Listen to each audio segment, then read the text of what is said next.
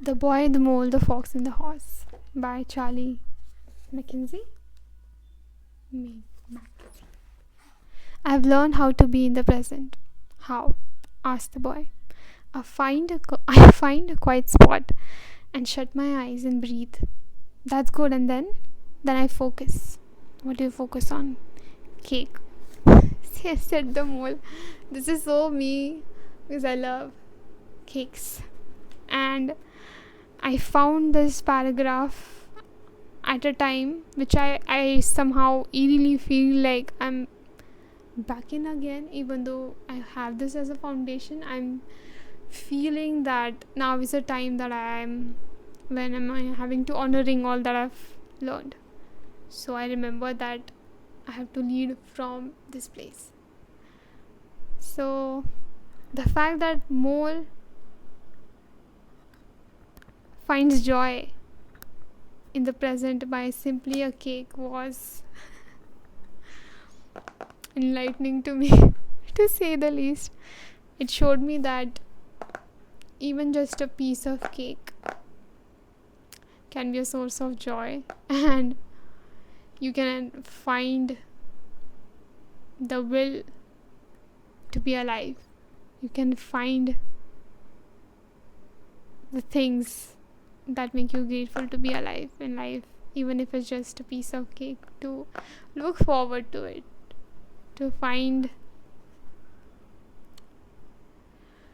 I think these books that are very simple, these books that show you how much joy there is in small things, are very important, especially in the most demanding of times, because they help you reflect that 99 things could be going wrong, but there's always that one thing that is so good about life that you can choose to just focus on and amplify that, so you can get to your 100. And even though I got to my 100, I've been feeling that now that I'm at that 100 has reached, and now I'm going towards 200, that I now have to be stronger, that even if these things that I've learned from these books are subconsciously there, that I'm seeing that there is a chance, that there is this opportunity for me to honor all that I've learned and not to digress, which I'm very grateful for.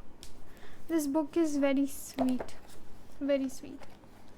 Sometimes I think you believe in me more than I do, said the boy. You will catch up, said the horse.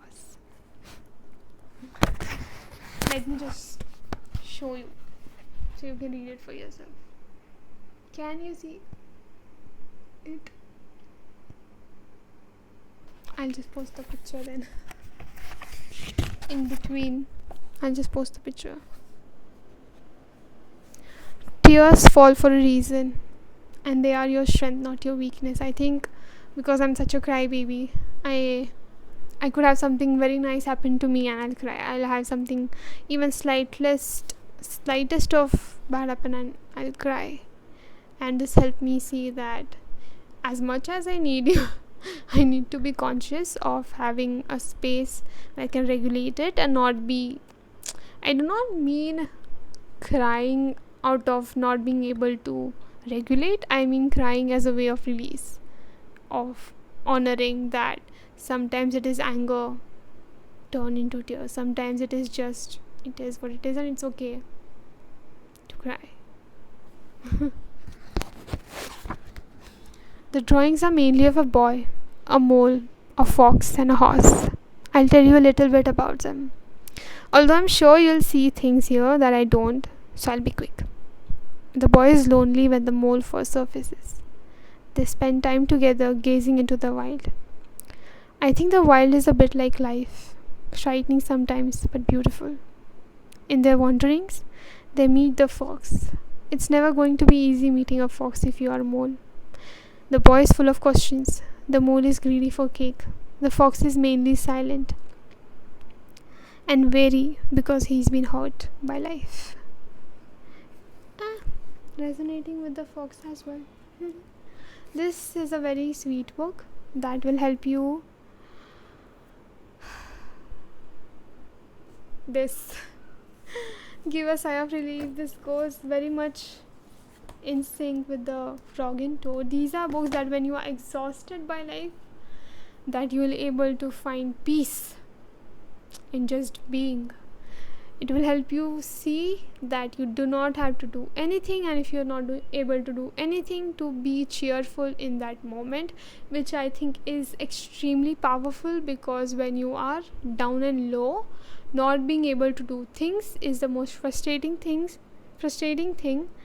And even though people could mean well when they say that you should be grateful, that you should see what is right with life, sometimes just starting at that point of being accepted for the exhaustion, being accepted that this is the reality and this is where you're going to start, allowing yourself the permission to be where you are, and being cheerful, being able to have that cheerfulness be available, even if you are physically not able, even if you are bedridden.